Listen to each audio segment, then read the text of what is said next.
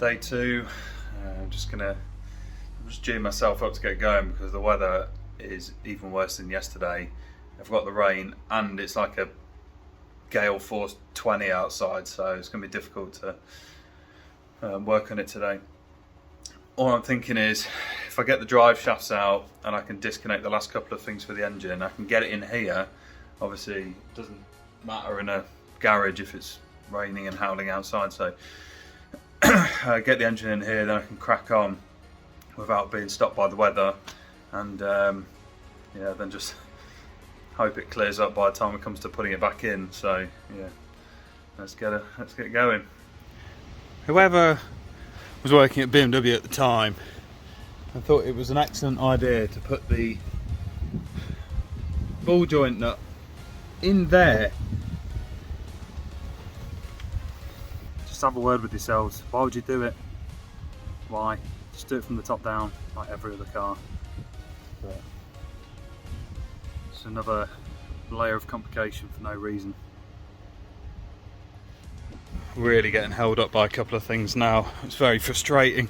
I've got the drive shaft out the hub and separated this ball joint down here, but it just will not come out of the gearbox. I've had a big pry bar on it, and I've tried the obvious things, but yeah, it's really stuck in there.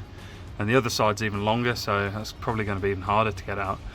Not totally sure what I'm going to do at the moment because access is very tight, as you can see. It's sort of not great. Nothing about this car's been very easy to work on so far. So I'll have to have a think and then, yeah, I don't know. Okay, so I cannot get this drive shaft out. It is absolutely wedged in there. I've had a pry bar on it, I've had a ratchet strap on it, and this is my latest invention. It's a bit of household electrical cable, because what I'm thinking is it needs like a shock to free it, or like a big shock, and the strap over there has got a bit of flex in it, so I thought I need something I don't know, a bit more stable.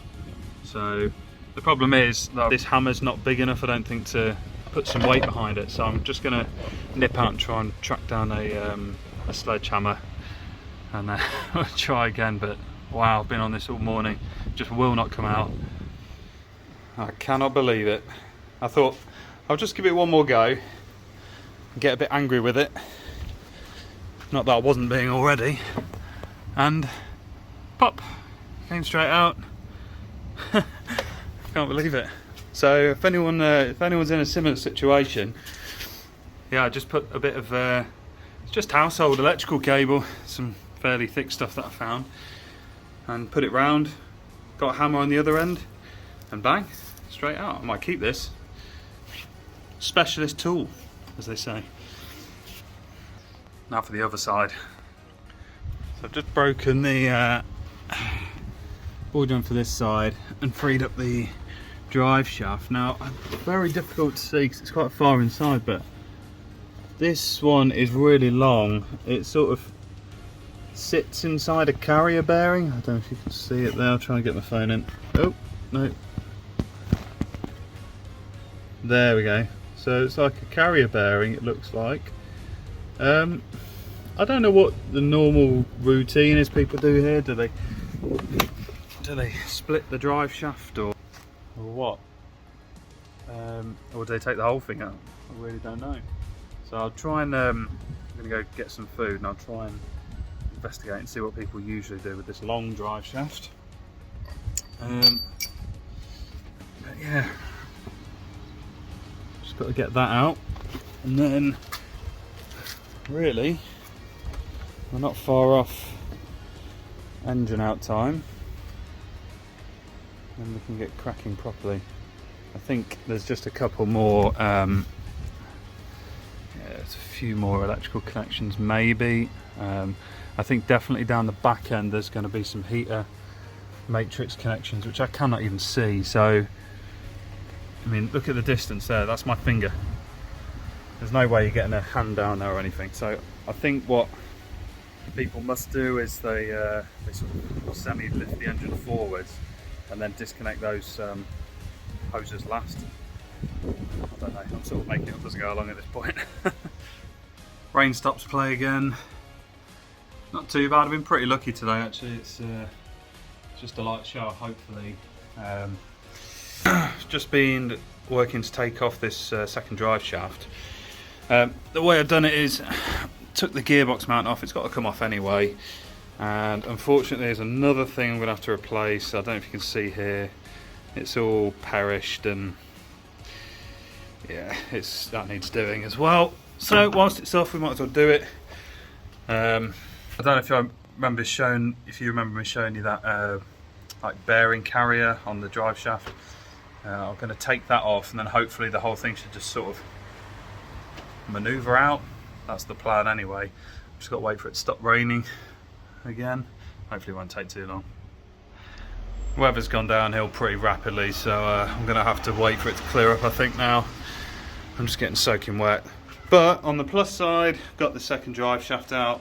That was definitely the way to do it, by taking that the gearbox mount out and then taking that carrier bearing out. So this one wasn't like the other side. There wasn't like that friction ring on the splines, so it just pulled out quite easily. I just tapped it out with a hammer actually, and it just sort of withdrew fairly straightforwardly. Whilst I was under there, I actually noticed that you can just about see the heater matrix lines as well through the back. So if I can reach them, I'm going to give it a go. If not, I'll bring the engine forwards and then try and do it that way. But yeah, we'll for the time being, we're going to have to just wait until it stops. Thank you, British weather. There we go. So I've had a look at those heater matrix pipes. They're so inaccessible, I can't really think how I'm going to get at them unless the engine's sort of pulled away. So I'm going to lift the engine up, start taking it out now, and hopefully I can just reach in and sort of pop them off. They're on those little spring clips, so it should be fairly straightforward hopefully. And then yeah, I'll make some room, bring it back into here. I need to start tidy up a little bit, and yeah, hopefully in a short while it won't matter if it's raining outside, so we'll see. Right, engine's out. Thanks to John the neighbour for lending off hand and table, very low table, which was handy because it wasn't going to go on that. So engine's out, it's on the stand. We can start stripping it to bits now. The only thing we struggled with a little bit was getting this to separate, and I've seen a lot of videos where this is actually broken. This one hasn't broken, so that's all good. So yeah, that's where it used to be. And amazingly, there weren't any cables or anything that I'd forgot, which I was expecting. So that was another little bonus. Right, so as you've seen from the last little clip, the engine's now in the garage, so the wind and rain and everything can do what it likes, and we can crack on inside here. So I've got to basically start stripping this engine now. I'm going to leave it on the crane if I can. It's supported underneath as well, so if I need to get this off for a period of time I can do. Gearbox off obviously, then clutch, flywheel off. They're knackered anyway, so they need replacing. They're on that little table over there. The new one's ready to go on. And then I'm going to strip apart everything I need to get to the timing chain, which is in there. So in order to do that, I'm going to have to take off the rocker cover, which means the injectors have got to come out, yada yada yada. Quite a lot still to do from this point, and I'll probably just have to lay it all out down here because I'm rapidly running out of room. There's quite a lot of mini in here. So yeah, we'll get cracking, and this is the point now really where I'll start taking a bit more time to go through what I'm doing, like step by step, if you like. So I've not had one of these engines to this point before, so it'll be a bit of a learning curve for me, and hopefully it'll be useful to some of you guys and girls out there as well. So let's crack on. First pipe off, that's just the outlet from your turbo, just to your charge air pipe, and it's quite a big one. It winds all the way down around the front of the engine down into there, just on little spring clips, nice and easy. Next one off, that's smaller charge air pipe, so that sits just in here, just here, and that would be sort of the outlet from your intercooler that comes up into your inlet manifold. Pretty good access to the gearbox right now, that should be able to come off.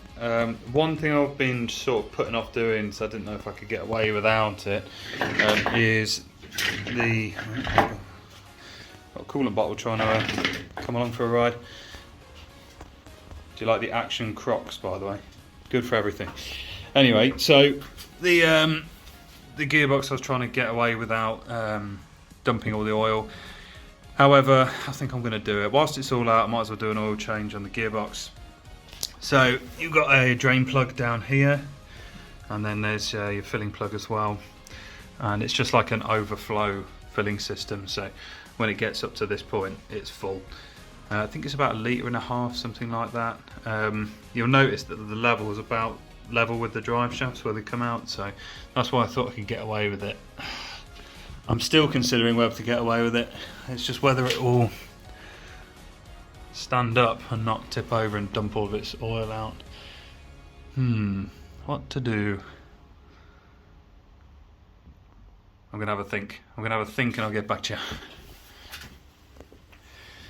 Okay, just been going around taking off the securing bolts inside it. A variety of Torx bit sizes. I don't know what's on there. The small ones are E11, and then the bigger ones are E14.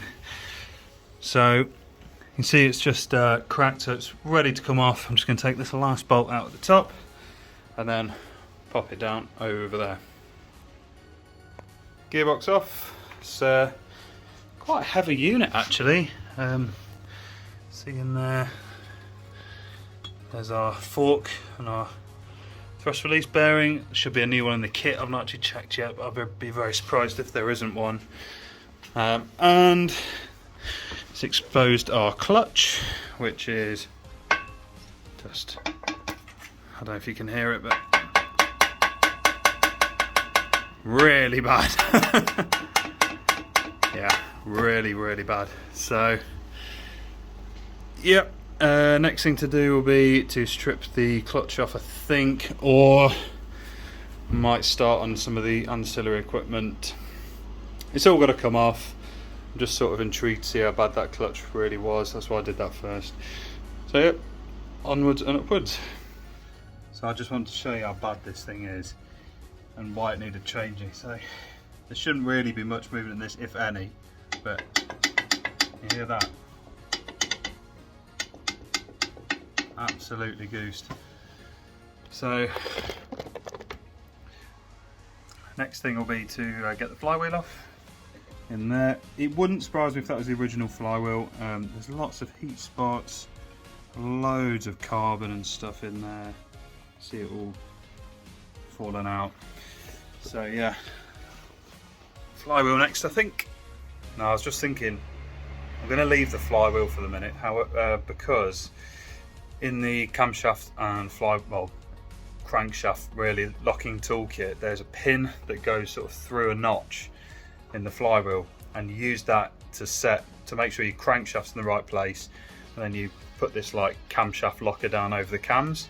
So I'm going to start stripping the rest of the engine first. We'll get the injectors out. It's probably going to be a job in itself, and then probably take the flywheel off once it's all timed up and just literally use it as a timing tool. We know it's knackered, so it can stay on there for the minute. I'm running out of time for today because I'm going to go for a birthday meal. It's my birthday soon, so I'm going to probably leave it with you for this episode, and then in the next one we'll jump back in and hopefully get it completely stripped down, get the new chain on. Be good to get that done next time. But yeah, that'll be tomorrow, so see you later.